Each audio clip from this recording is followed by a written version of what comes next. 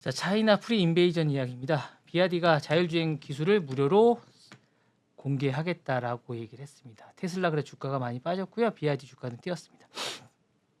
무료 선언했고요. 딥시크도 이제 무료로 오픈 소스를 공개하겠다 해서 비아디도 자율주행 기능을 무료로 제공하겠다라고 얘기를 했고, 신의 눈 이름도 잘 지었어요.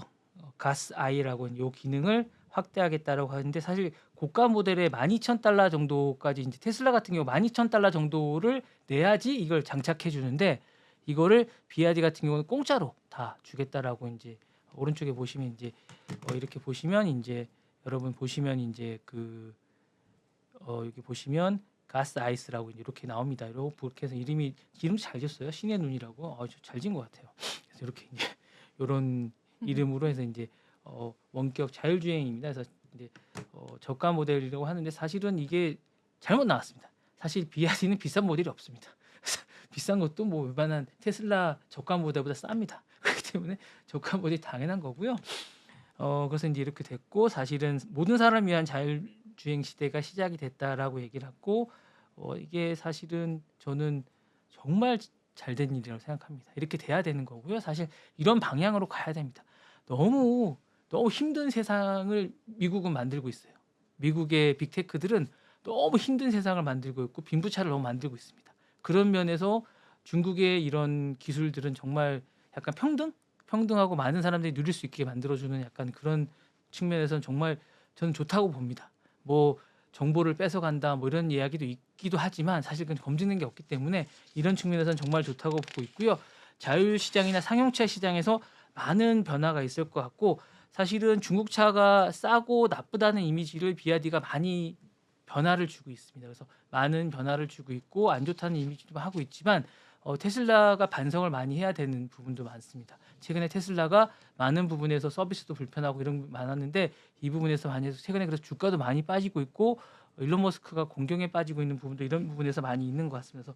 그리고 이제 무료로 제공하고 방대한 데이터를 지금 주고 있는 부분이 분명히 있습니다. 그래서 이 부분이 이제 자율주행이 앞으로는 제가 볼 때 내년쯤 가면 기본 옵션으로 가지 않을까라는 생각이 기본적으로 듭니다. 그래서 이게 상용차에도 많은 부분에서 이제 우리나라 현대차나 기아차 부분도 자리를 잡게 되지 않을까 해서 이 부분에 좀 빨라질 것 같습니다. 이 부분 개발이 좀 빨라질 것 같고요. 중국 전기차도 이제 기본적으로 이제 이 부분에서 이제 앞서 나가고 있는데 더 빨라질 것 같고, 중국 상용차 부분도 빨라질 것 같아서 우리가 좀 긴장해야 될 것 같은 그런 생각도 있습니다. 그리고 이게 이제 사실은 이 자율주행의 가장 중요한 게 데이터인데, 이 데이터를 이 오픈 소스를 공개하는 가장 큰 이유 중에 하나, 공짜로 주는 이유 중에 하나가 데이터를 모으겠다는 겁니다. 이 데이터를 모으겠다는 건데, 사실은 이렇게 데이터를 모으기 시작하면 중국 시장이 엄청나게 커질 거라는 생각이 듭니다. 그래서 사실은 우리나라도 긴장을 좀 해야 되면서 이 부분에 대해서 긴장을 해야 될 것 같고, 그러면서 이제 우리가 이제 뭐 이게 공개된 이렇게 얘기를 할 겁니다. 아마 그러면 중국의 모든 자료가 넘어간다. 근데 저는 줄 것 같아요. 이렇게 공짜로 주고 이렇게 주면 이걸 거부할 이유가 없거든요. 사실은 이게 뭐라고 저는 줄 것 같습니다. 그래서 이렇게 될 것 같고, 소비자의 선택 기준이 나는 싸게 주면서 정보를 공개할 것이냐, 아니면 비싸게 주면서 정보를 주지 않을 것이냐라고 하는데, 사실은 정보를 주고 싸게 하는 방법을 전 택할 것 같습니다. 이렇게 가지 않을까라는 생각이 들 것 같고요.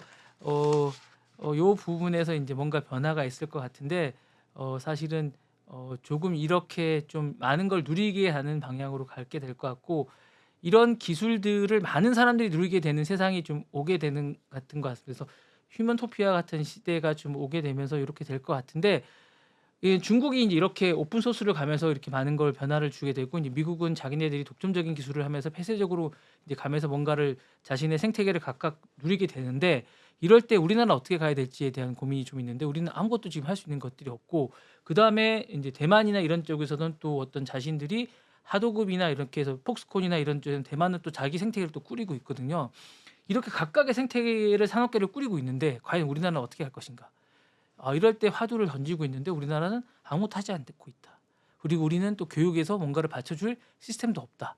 이런 게 안타깝다는 거죠. 사실은 이게 뭔가 인도처럼 중국처럼 뭔가 수학적으로나 뭔가 데이터적으로 뭔가가 생태계가 맞춰줘야 되는데, 그런 게 전혀 되지 않은 이런 현실이 여러 가지로 안타깝습니다. 그래서 뭔가 지금도 문제지만 사실은 향후에도 뭔가 좀 이게 되고 있지 않은 것들이 암울한 현실인 게 아닌가라는 생각이 좀 듭니다. 네.